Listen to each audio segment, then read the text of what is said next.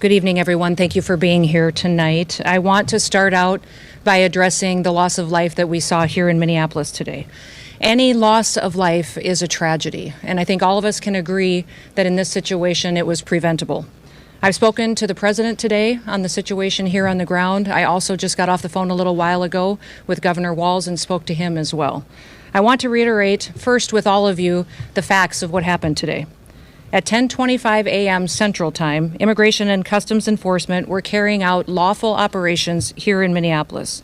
Because of the adverse weather that Minneapolis has seen in recent snow, one of the vehicles became stuck and ensnared in the snow.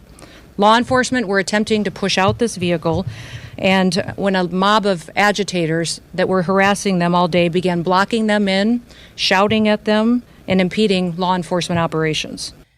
They're enforcing racism. They're enforcing tribalism. They're enforcing ethnicity. They want to reinstate the Confederacy. They're enforcing fantasies of the extreme white right, the fascist white right. They are enforcing humiliation. So what seems to be wrong with this picture before we even start frame by frame dissecting? What's wrong with this? They're doing an operation, they're conducting an operation when it's snowing. There is no emergency. There is no emergency. Why can it not wait until there's a shiny day and you don't have to slip and slide and skid all around in the snow like that?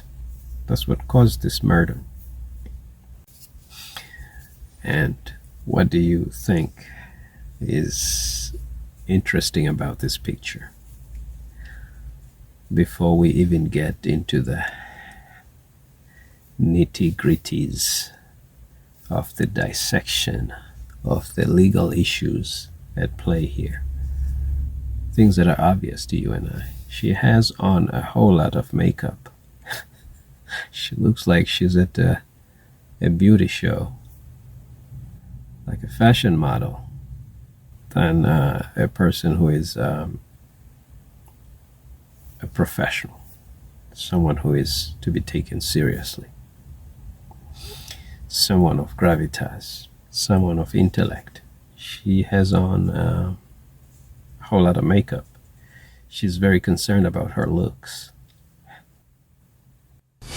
It was an act of domestic terrorism. What happened, it was our ICE officers were out in an enforcement action. They got stuck in the snow because of the adverse weather that is in Minneapolis. They were attempting to push out their vehicle, and a woman attacked them and those surrounding them and attempted to run them over and ram them with her vehicle. Are we able to see her in the real au naturel? Do you have pictures? I think we have pictures of her looking real au naturel. Au natural. Can you show them?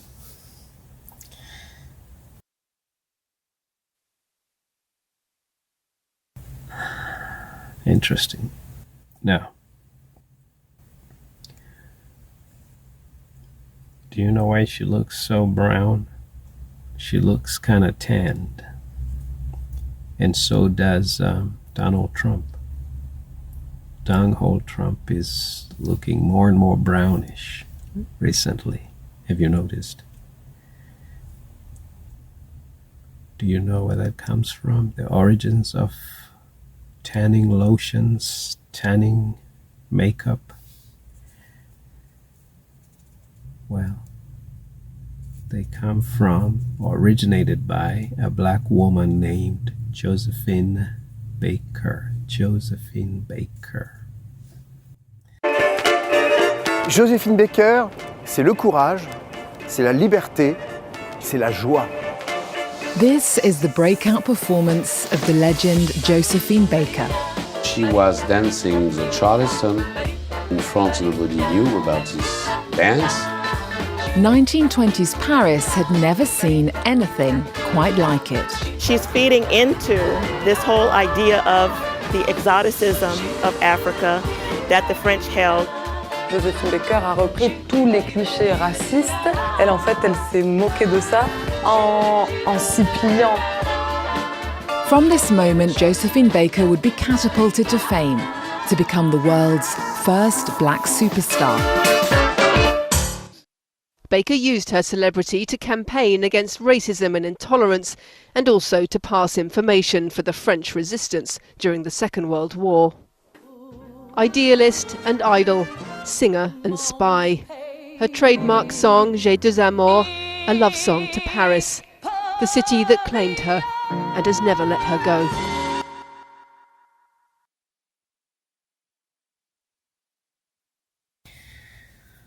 Quite sadly, and unfortunately, they are not enforcing immigration laws. They are not enforcing the law. They're not keeping peace and safety, like they've been saying for a while now. And they wish we were so stupid. They assume we are very stupid. We will just accept whatever they dish on our plates. No. Nope. They're enforcing racism. They're enforcing tribalism. They're enforcing ethnicity. They want to reinstate the Confederacy. They're enforcing fantasies of the extreme white right, the fascist white right. They are enforcing humiliation. No. Nago ham. Kosa pochamuma.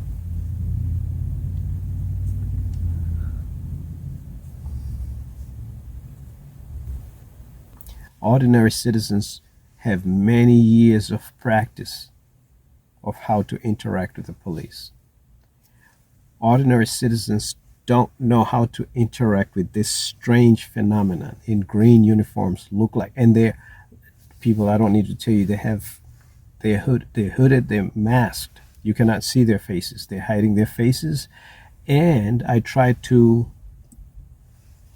capture their license plates. They're blank.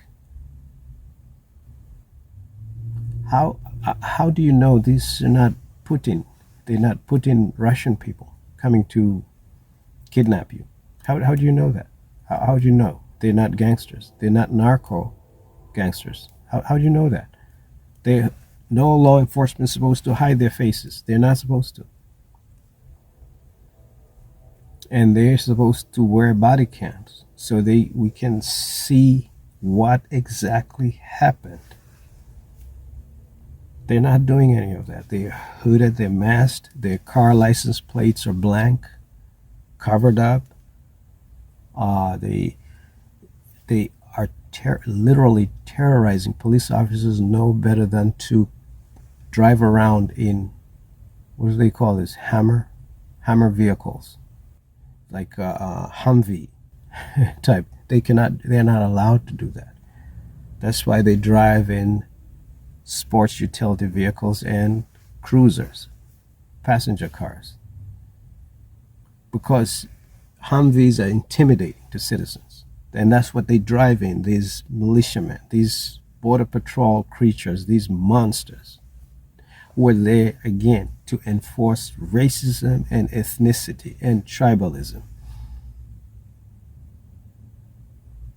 This reckless named Christy Nome said this young lady who was murdered was there the whole day. This incident happened in the morning. Where you say the whole day? Because you want to stretch it. You want to push it.